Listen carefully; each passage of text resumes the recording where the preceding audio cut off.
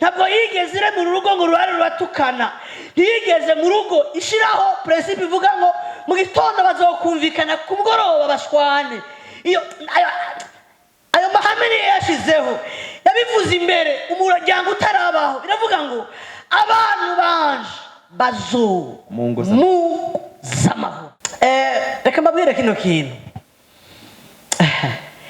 Imana ivyo turiko turagenderamwo uno munsi yabishizeho tutarabaho. Haleluya. Nico gituma muhiri wawe nta byataye ikibanza kandi wabiretse. Muzi ikibazo abakizwa dufise, ibyo gusengera turabikora n'ibyo gukora tukabisengera. Hari ibyo dukora tukaba dusenze, hari ibyo dusenga tukaba dukoze.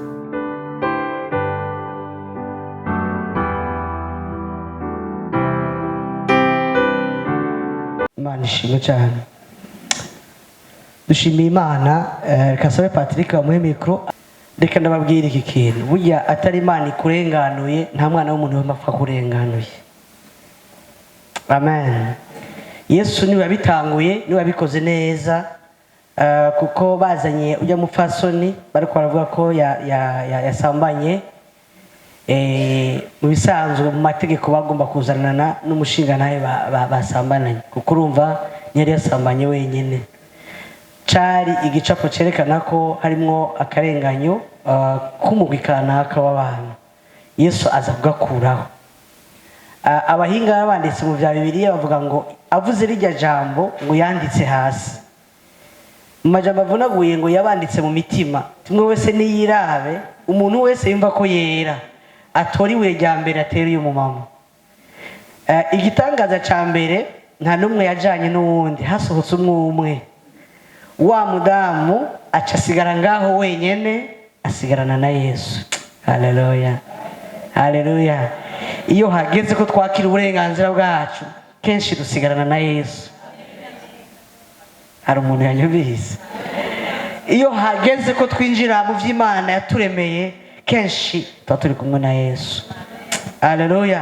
Ngo bagiye umwe, Yesu asigarana nawe, kuko urumva bagomba kugenda kugira ngo uwo mudamu yihane bagiye, kuko abo bagiye nabo bari abanyabyaha. Kuko mu cemberezo haba hariyo patiri n'uwaje kwihana. Byagomba ko uwo mudamu asigara mu cemero na Yesu, kuko bamaze kugenda bose. Yesu niho yamubwiye iryo jambo, amubwiye ngo genda ntuzosubire gukora icyaha. Haleluya. Rero ku badamu wari umwanya mwiza cyane wo gushimira Imana. Soma Patrick. Kandi abantu banje ngo kandi abantu banje bazoba mu ngo z'amahoro. Bazoba mu ngo z'amahoro. No mu mazu habe amarembe. No mu mazu bahabe amarembe. Umva harimo ingo zirimo amahoro, harimo no kuhaba amarembe. Haleluya. Ni ibintu bibiri bitandukanye. Mu mugambi w'Imana mu gushiraho urugo kugira ngo urugo rubeho, ayo ni abiga ivy'imigambi n'amaproje murabizi, ari bita ama indicateur du projet. Indicateur du projet ni ibintu bashiraho bacandika umugambi kugira ngo mu nyuma y'umugambi baze barabe ko umugambi wagenze neza. Haleluya. Iyo bandika umugambi barashiraho ngo 1 2 3 ibiti byo tuzoraba kugira ngo tuvuge ko umugambi wagenze neza. Imana nishimwe. Imana ihabwa icubahiro. Imana ishimwe igishiraho urugo. Amen.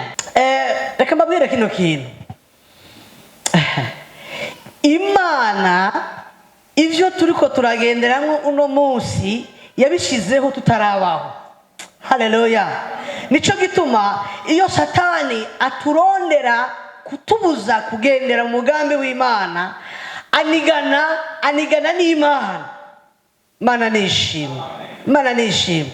Iyo Satani ariko agerageza kurondera ko tutaba mu mugambi w'Imana, agwana n'Imana, kuko ivyo tugendera uno munsi si ivy'Imana ivuga uno munsi, ni ivy'Imana ivuga tutarabaho. Ni kimwe na Kristo. Yesu niyaje cyagiye avuka mu nda kwa Mariya, ariko biravuga ngo jambo yamyeho ngo kandi yahoranye n'Imana.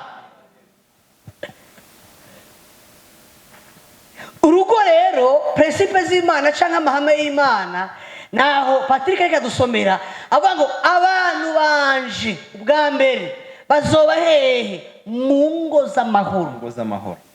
Umva mu by'Imana yadushiriyeho ntabwo yigeze ire mu rugo ngo rurare ruhagaze, ntabwo yigeze ire mu rugo ngo rurare ruratukana, ntiyigeze mu rugo ishiraho principe ivuga ngo mu gitondo bazokumvikana ku mugoroba bashwane. Ayo mahame niyo yashizeho, yabivuze imbere umuryango utarabaho. Biravuga ngo abantu banje bazo mu ngo z'amahoro.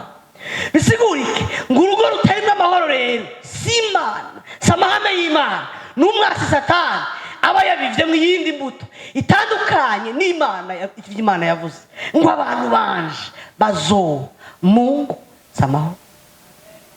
Icya kabiri Patiri, aho no mu mazu bahabe amarembe. Haleluya.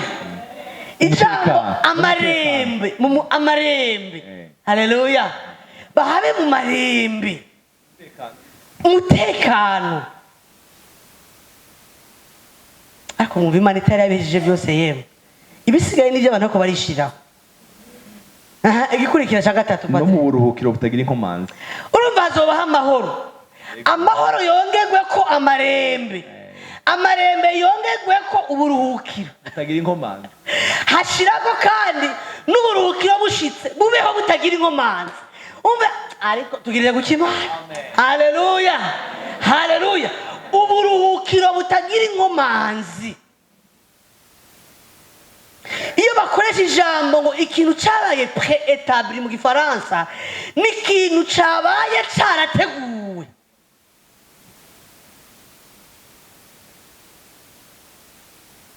Amen, amen, amen. Mu buruhukiro butagira inkomanzi. None munsi zose zifise amahoro, zose zibaye mu marembe, zose ziri mu buruhukiro, zose nta nkomanzi burimo. Reka Satani azi ngene akora, arashobora kuguha uburuhukiro umugabo akabuteza inkomanzi.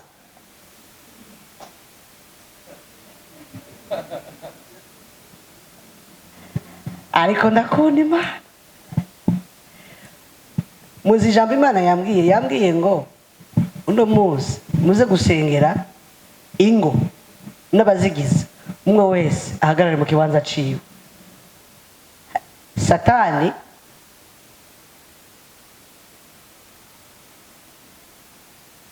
iyo aranigana ngo ntitwubake, iyo twubatse acaja ku nivu ikurikira akatubuza amahoro, tugaca tuba mu ngo mugabo utagira amahoro. Erega azana ikinyurane cy'aya majambo haje kudusomera abati ko bananiye, ko bagiyeyo, ko babasezeranije, ko bashitseyo, ko byase ko nzibiri umurindi ukubaka, ko byase ko uyu mugore n'umugabo ndabahagarika ngo nibubake, reka nje kubarindira kuri etape ya kabiri, reka barujemo, ariko ndarababuza amahoro.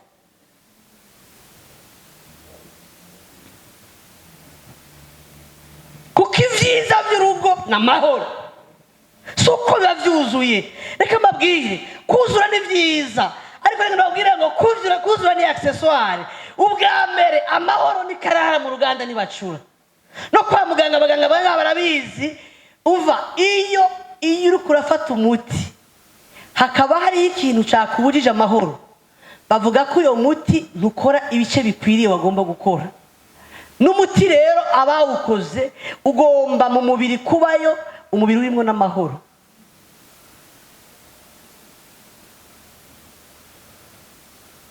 Ko bubakanye reka nababuze amahoro, mwasenga amahoro akaza hebate baratsinze kuri iyi nivo, reka rero ndababuze kubaha amarembe.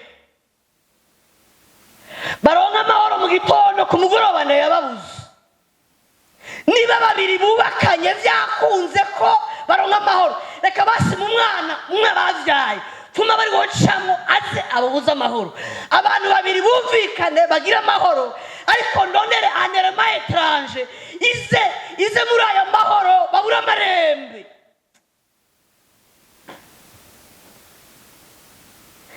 yaciye mu mwana igaca mu mubanyi ugasanga ufise umubanyi akubuza amahoro iminsi yose. Kubera iki?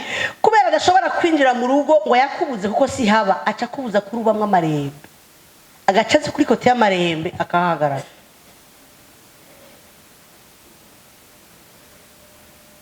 Satani nuko agwana mutsinze hariya. Ico gituma Yesu yavuze ngo mu isi si wacu turi ingenzi n'abakavantara. Iyo atsindiwe mu marembe hacakurikira rero acagenda agaca afata ya marembe akayahindura nk'ubwato buri mu mufunda ugacuba mu buzima umva bufise inkomanzi. Hari umuntu yanyobize ega turiko turavuga curaba nawe uri intambara yawe iri kuri esikariye. Ndabizi benshi twaje turi mu ngo, mbega zirimwo amahoro, mbega zirimwo amarembe, mbega nta nkomanzi.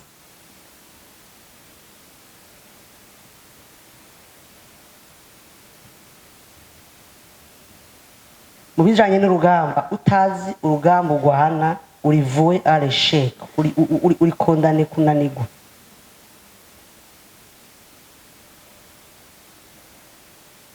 Ku kibuga c'urugamba iyo umuntu agiye ku rugamba ngo abanza kumenya ibintu bitatu: amenya igitigiri c'abo bantu bigiye kugwana ingene bangana effective, ica kabiri amenya ibigwanisho bafise, ica gatatu amenya aho ba position ingene bacafye igicapo caho bari. Wowe uri mu mare uri kugwanira mu marembe, wowe uri mu nkomanzi, wowe uri mu mahoro.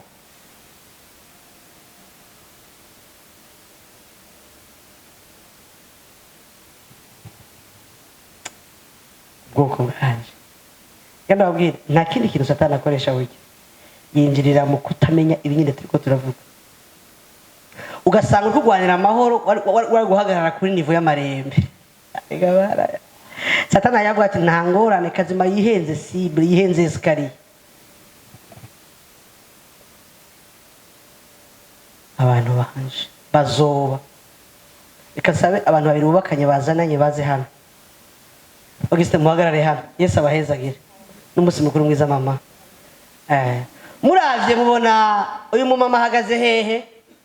Paraporo ya Augustin ahagaze hehe? Mu bafu. Augustin ahagaze hehe? Mu buryo. Muhindura ibibanza. Muravye Augustin ahagaze hehe? Uyu mudamu ahagaze hehe? Mugabo bagize ntibarahagararanye kandi bari muri ca kibanza. Mugabo bataye ibibanza.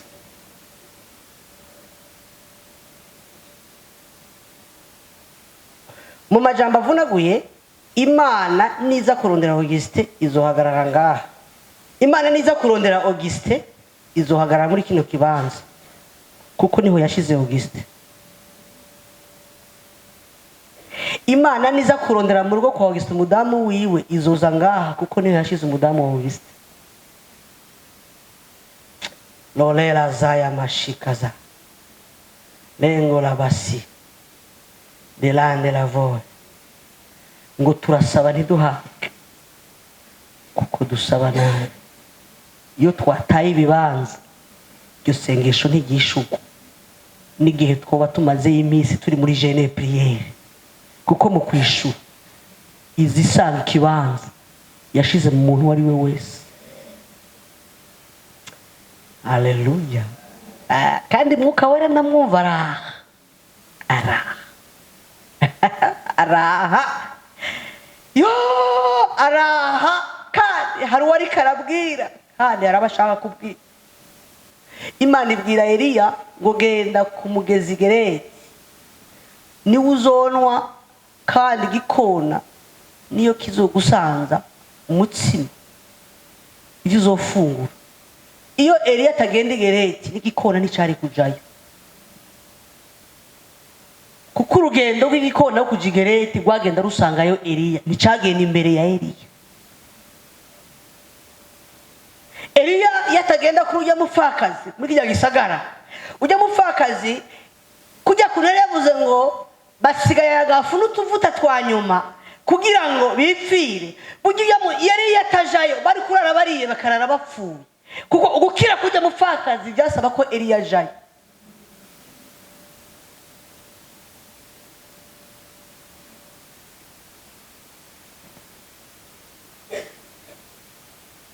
Ikibazo gihari no munsi bagereza dezame n'abashitsi dufise umutwaro utoroshe, naho hari abari kuri Masaga plage, n'abana hari abafashije amatike y'indege, naho no munsi kuno munsi w'abapfasoni biriko birahinda basonesheje ibitenge, naho bimeze neza, naho gwa gasore yabikoze, naho Yesu yabikoze.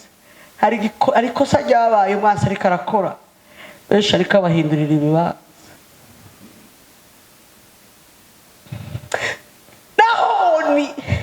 Naho ni yoshirako 50%, naho yoshirako 80, naho yobashirako 90%, hari ikibikurikira, hari ikibibanziriza, nuko umwe wese ahagarara mu kibanza Imana yamushize.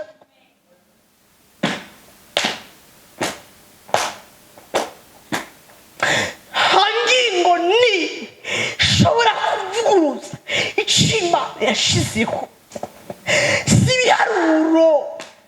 Eka Yesu kuronka mikrofone, sukudirija ama organisation. Kibazo saho kino munsi sifise, c'est pas une question d'équité. Anagomba kubabwira ngo icyo Imana idushaka ko nk'abapfasoni bamenye Imana nuko duhagarara mu kibanza cacu. Umudamu yataye ikibanza ni nk'igihugu cyatewe.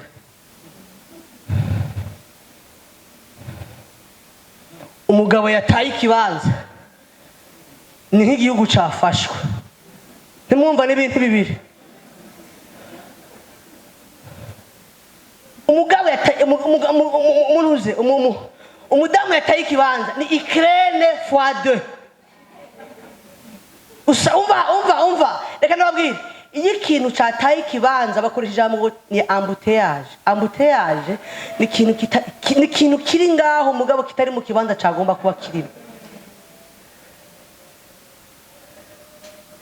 Umudamu yataye ikibanza Imana yamushizemo ni igihugu cyatewe. Umugabo yataye ikibanza Imana yamushizemo ni igihugu cyafashwe. Ega gutegwa no gufatwa biratandukanye. Gutegwa ubukiri kurahunga winyegeza n'umudamu, ariko iyo umugabo yahavuye ni kuzishira.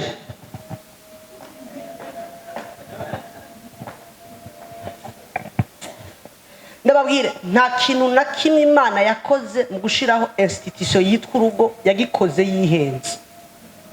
Igikurikira, nta na rimwe iyo umwana w'umuntu akinyuranije ubwo rugo ruronka umugisha.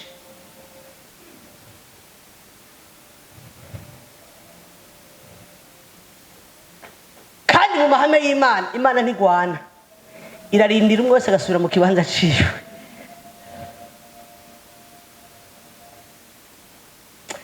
Adamu, igitangaza ca mbere, Adamu ngo Imana irarema muri iryo shamba rya Edeni. Imana yacu irarema impene, irarema intama, irarema udukwavu, irema inyoni, irema ibikoko bisa neza, irema byose. Ibi birikoresha ijambo ngo bibereye ijisho. Irabirema, ikaza ikabaza Adamu ati mbega wabonye inkende ingene isa, wabonye imafu ingene isa, kajya gatama wakabonye, wabonye ijya mpene ingene yabira, umviriza ijya numa ingene iriko iravuga. Imana ikaza irabaza Adamu imwereka. Turabona ibyo bintu ingene ari byiza. Adamu ngo yazuze umutwe gusa, nta expression yigeze agira, ntiyigeze avuga amajambo maremare. Imana ibira iravuga ngo naho naremye byose ndabona ko ari satisfait. Hari ikintu cy'umunezero kitaraboneka. Ico gituma umudamu ahagaze neza ubwo rugo rugira umunezero. Umudamu ari mu kibanza ciwe ntabwo ari uko ibiharage byabonetse, ubwo rugo rugira umunezero. Umudamu atari mu kibanza ciwe ubwo rugo bararuhunga, kuko ni muri Ukraine birumvikana. Kandi nta muntu yokatisha visa uno munsi. Uno munsi tumusaga muri ambassade vraiment, ariko arasenga Imana, Mana unyemerera basinyire visa nje muri Ukraine. Yo si benshi uno munsi nta nabaha.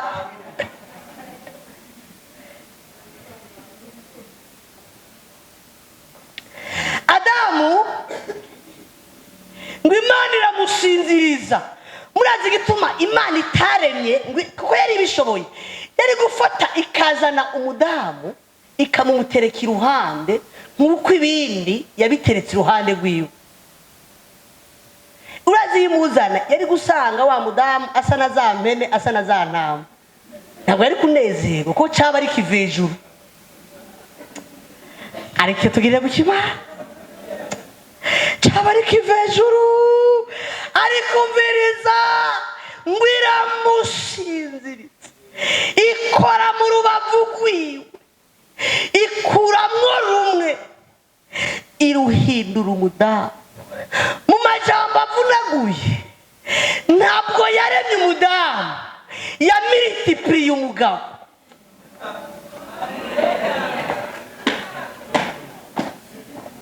Yafashe umugabo iramugwiza. Ntabwo yaremye umuntu wa kabiri, yafashe umuntu imukuramo uyundi muntu. Nico gituma iyo umugabo ahudugije ukuboko agakubita imbere y'Imana bari karikubita. Iyo umugabo aravye ijisho riri umugore imbere y'Imana bariko yirabana. Iyo umugabo umwe muri abo yubahutse akavuga nabi uwundi imbere y'Imana aba yivuze nabi, kuko ngo yaramusinze. Ifata igihimba kimwe gikomeye gusumba ibindi, ni irigufa ryo mu rubavu. Umuntu ashobora gupfa akazomara imyaka 100 yapfuye ritaradonoka. Aho niho hari ubukomezi bw'abadamu, ni igufa rikomeye gusumba ayandi magufa.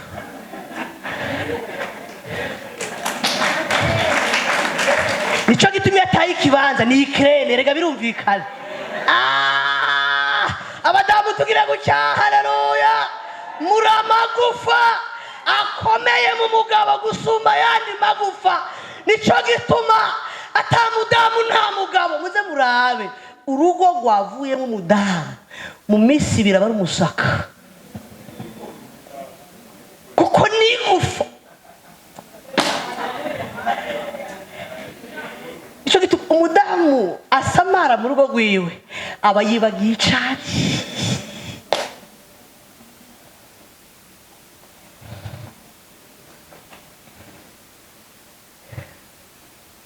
Hari umuntu ariko aranyumva?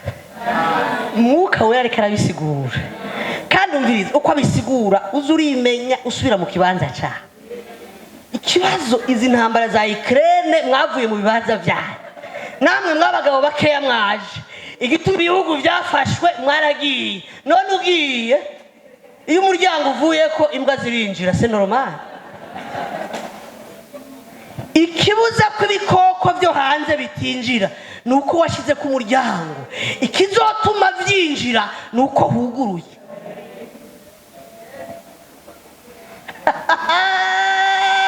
Ariko ndakunda mwuka we numva pasi ariko akubita kwikashi, kandi yo kashi iravuga ngo subira mu kibanza cyane. Umbere babwire, ahari urutonde hari mwemu yera, ahari akajagari hari abadayimoni.